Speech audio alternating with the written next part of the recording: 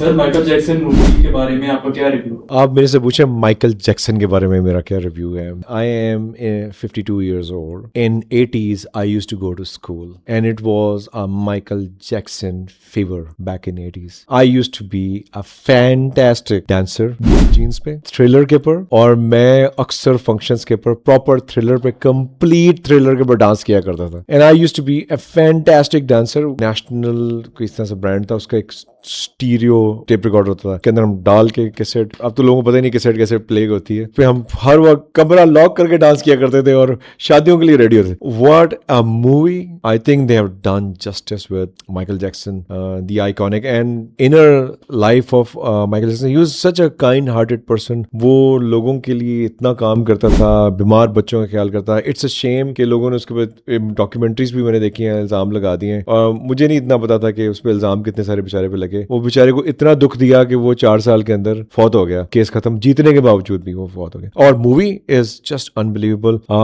His Neiphiu is a spitting image of Michael Jackson. And performance, उसने जो thriller की performance कर दी है, वो ऐसे लग रहा है असल माइकल जैक्सन है. कई बार मुझे मूवी देखते से लगा कि ये शायद असल माइकल जैक्सन के कॉन्सर्ट्स के शॉट्स लगा दिए उन्होंने. Being a dancer in my previous life, and I used to be a very very good. उसको मुझे बिली जीन्स के पूरे गाने के बोल भी, अंग्रेजी समझ नहीं आती थी इतनी, लेकिन स्टेप्स एक एक मैं उसके साथ डांस किया करता था और शादियां भी करता था. एक बड़ा दुख है, एक शादी इसमें मैंने डांस किया था, रिकॉर्डिंग हो गई, वो रिकॉर्डिंग नहीं मिली और वो शादी तलाक भी हो गई.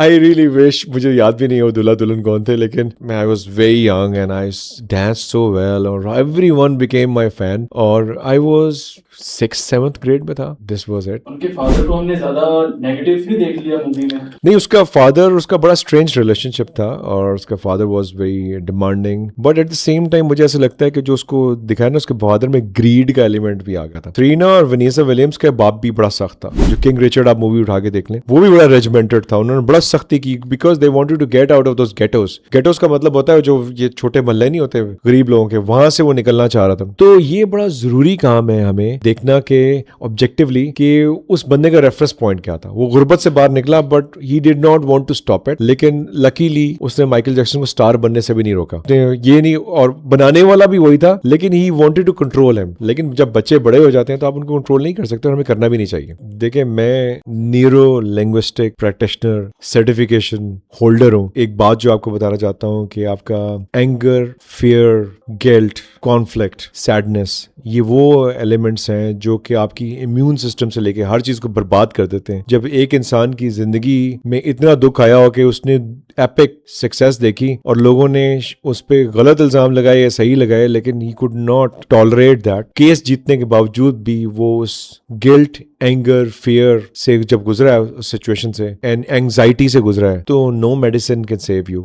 अगर आपकी जिंदगी में इस किस्म के इश्यूज आए, तो मैं समझता हूं कि it was not the medicine और the disease which killed him, it was the sadness that killed him. देखिए, लाइफ लेसन ये है कि अगर माँ बाप को बच्चों में कोई टैलेंट नजर आता है तो उसको उजागर करना चाहिए, उनको पॉलिश करना चाहिए. ठीक है, उसका मेथोडोलॉजी उसके बाप की सख्त थी. वो बच्चा जो एक जवान हो के बहुत बड़ा स्टार बना या बचपन से स्टार बना, उसके पीछे बहुत सारी मेहनत दरकार थी, बहुत सारी कमिटमेंट थी, डिटर्मिनेशन थी, प्रैक्टिस थी, हैबिट थी, ट्रेनिंग थी. ये सब की सब चीजें आप रिपीटेड जब आप ये एफर्ट करते हैं तो आप सक्सेसफुल हो जाते हैं. तो मैं समझता हूँ कि लेसन ये है कि आपको बच्चों के अंदर टैलेंट आइडेंटिफाई करके बच्चों को इनकरेज करना चाहिए. मेथोडोलॉजी थोड़ी सी बेहतर कर लेते हैं, सख्त नहीं करते, लेकिन बहुत से लोग सक्सेसफुल हैं अपनी जिंदगी में जिनके माँ बाप ने उनको बहुत ज्यादा ट्रेन किया. बच्चों का ब्रेक डाउन टाइम भी आता है, लेकिन ये थोड़ी बेल्टें निकाल के मारे तो उसके बाप उसको कुट लगाता था बेल्टों, और जवानी तक वो बच्चे अपने बाप से डरता था. Even when he had release thriller, उस वक्त भी अपने बाप से डरता था, उसको डर था कि कुछ ना करना दे उसके साथ. So one learning for the parents and what they should do and what they should not do. What they should do is what he did कि उसने बच्चे के अंदर टैलेंट देखा और उसने उसको पॉलिश किया. What we should not do as parents is what he used to do. He used to beat him up so much. उसके जो चाइल्डहुड डिस्टर्ब यही था कि उसका चाइल्डहुड छीन लिया गया, उसको किसी और से खेलने नहीं दिया जा रहा था, बच्चों के साथ नहीं खेलता, उसको ओवर प्रैक्टिस कराई. लेकिन प्रैक्टिस को फन भी कन्वर्ट किया जा सकता था. Look, he used to have a lot of fun on the stage. Could he not have the same fun during the practice? He could have. लेकिन उसके साथ ज्यादती वो की. Secondly, माइकल जैक्सन से आप क्या सीख सकते हैं? Michael Jackson did not stop himself from creativity. Beat it जो गाना है उसमें क्या हो रहा है, उसने बहुत सारे लोगों में अच्छाई डालने के लिए उसने क्या किया, गली मोहल्ले के लोग डांसर्स बुलाए, उनको एक स्टूडियो में इकट्ठा किया, अपने गैराज टाइप की जगह थी, वहां पे उसने पूरा का पूरा रात को उनको पूरे करके दिखाया डांस कैसे करना है. And he actually tried to bring different races together, गोरे, काले, एशियन, हिस्पैनिक्स, सबको बुला के उसने डांस करवाया साथ. और उसने एक गाना बनाया और उसमें वो गाने की थीम क्या थी? गाने की थीम थी कि लड़ना नहीं है, आपने आपस में लड़ाई नहीं करनी. And then everyone, music becomes and dance becomes one language and they are united. That's one thing. There's another one. The other one is उसकी determination. He was repeatedly doing too many things. उसकी music composition से लेके singing. He could have been only a singer. He was a great singer. But he was a composer, dance director himself. वो dancing move से लेके एक एक चीज करता था. वो सोचता था, draw करता था. So कोई भी चीज एक छोटे dot के साथ बन सकती है.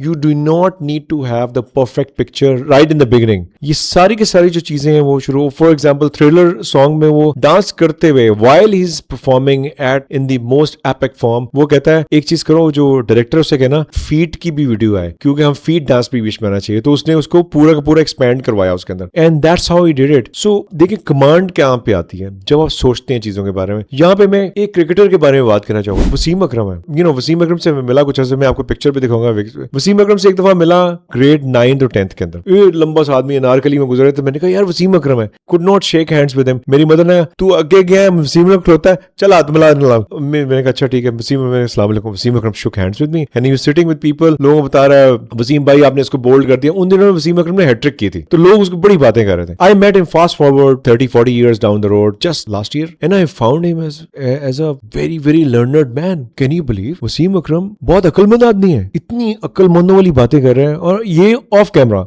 एंड उसकी अपनी एक लैंग्वेज भी है, गली गुले के साथ, बड़े मजेदार. Is not a hypocrite. वो जो है वो है. Wasim Akram has been a thinking cricketer. हमेशा वो सोचता था कि मैंने बॉल कहाँ करानी है, कैसे करानी है, बाउंसर कराना है. He used to read the situation. Michael Jackson was a thinking star. He would think the lyrics, the music, dance, and he also thought how to fire his own dad. उसने जाके अपने उसको कहा बंदे को कि अब तूने एक काम करना है कि जोसेफ मेरा बाप है, वो मेरा मैनेजर है, you need to fire him as my manager, लेकिन करोगे तुम. उससे पहले उसने एक और काम किया. उसने कहा कि लॉयर से ये काम करा है, लॉयर से पहले एक और काम किया. उसने रिकॉर्ड कंपनी से कहा कि मैं सोलो करना चाहता हूँ परफॉर्मेंस. सोलो के लिए आपने काम करना है, आपने आइडिया मेरे डैड को आपने पिच करना है. उसे कहना है कि आपका काम एज जैक्सन चलता रहेगा.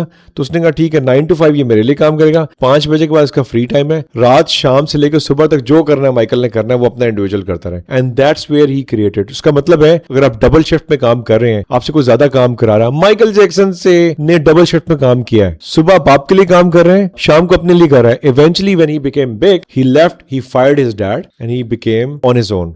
सो अगर आपसे करियर में ज्यादा कोई काम करवा रहा है शुरू में, कोई मसला नहीं है. सब लोगों ने किया हुआ है, हर बंदे ने सख्त टाइम किया हुआ. वसीम अकरम अपनी जवानी में पानी का ग्लास पकड़ाने के लिए आया करता था, कैप्टन का मैसेज देने के लिए किसी ने किसी सीनियर प्लेयर को. He has done it even when he was a star. He has done it. So there is no shame in doing small things. कहते हैं कोई काम छोटा नहीं होता, लोग छोटे होते हैं.